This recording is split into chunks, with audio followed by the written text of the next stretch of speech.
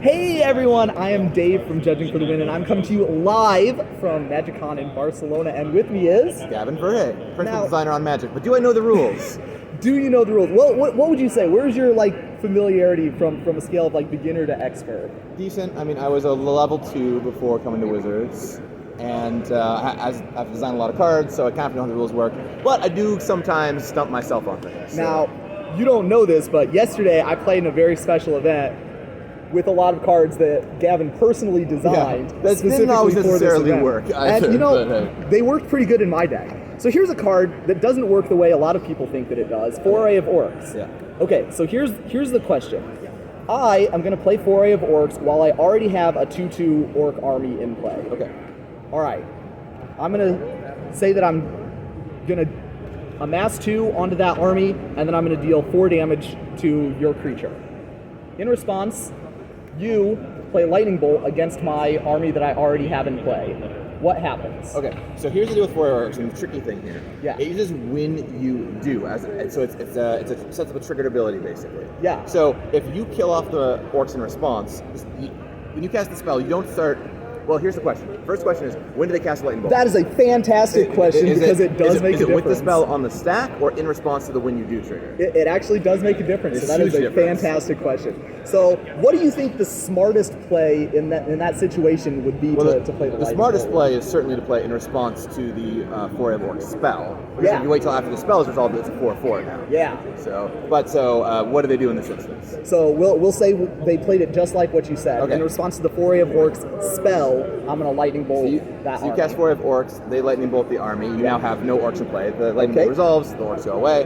Then Foray of Orcs goes to resolve. Yeah. You create a 0/0 token, but 2 counters on it. Yeah. And then the when you do happens, when you do goes on the stack, and you can choose whatever target you want at that point for the 2 damage. It doesn't have to be the same one that you initially announced. And in fact, you really shouldn't have announced the target when you cast Foray of Orcs in the first place. I mean, I didn't know you were going to Lightning Bolt my thing. Come on. Yeah, well, but you want to play tight? Yeah, if you want to play tight, you can Pro Tour over there. So that's exactly what you So at that point, you could pick a different creature, and they're probably glad they Lightning Bolted it, but if they have a 2/2, the 2/2's going down. 2/2's probably going away.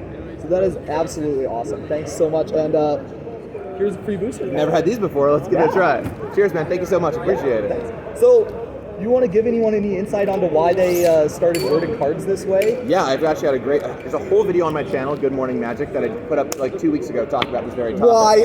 How about that? What a coincidence. Perfect. The reason why we came up with doing this is it's been a problem in Magic for a long time, but there was a card in core set 2015 maybe? I can't remember. But it's this equipment.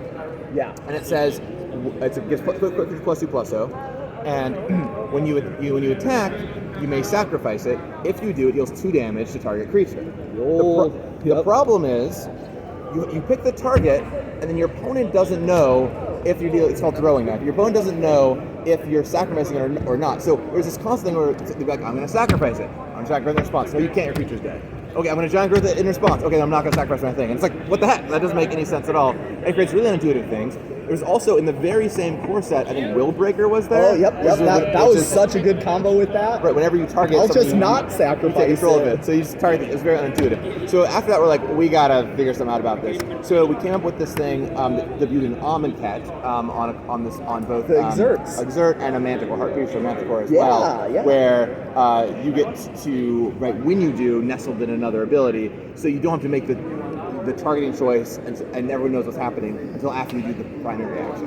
Yeah, and I don't know if you have ever watched my channel before, but every time I talk about reflexive triggered abilities on my channel, I thank Wizards templating team for coming up with that technology because it is gigantic in terms of readability of the cards and people understanding what the cards do without having a judge have to explain stuff like that to them, and then they fall victim to some trap they didn't even know was there. Now, it's worth calling out, we don't do that every single time. Yeah. Like, for example, a lot of cards will still use if you do. For example, a lot of Phoenixes will be like, at the beginning of whatever, you may pay mana cost if you return to the battlefield. And that's because the amount of cards you're going to want to interact with that deal with the graveyard, much lower, right? It's like, the amount of times you exile someone from a graveyard, bring Phoenix back, pretty low. But combat stuff happens all the time, right? Stuff like this happens all the time, and that's really important. So there you go, fun little fact for you all. Thank you so much for being on with me today. Yeah, my pleasure. And hope you have a great day. Yeah, you too. Thanks for watching, everybody. And if you want to learn more, we've got a whole video on reflexive triggers on my channel, Good Morning Magic. Go check it out.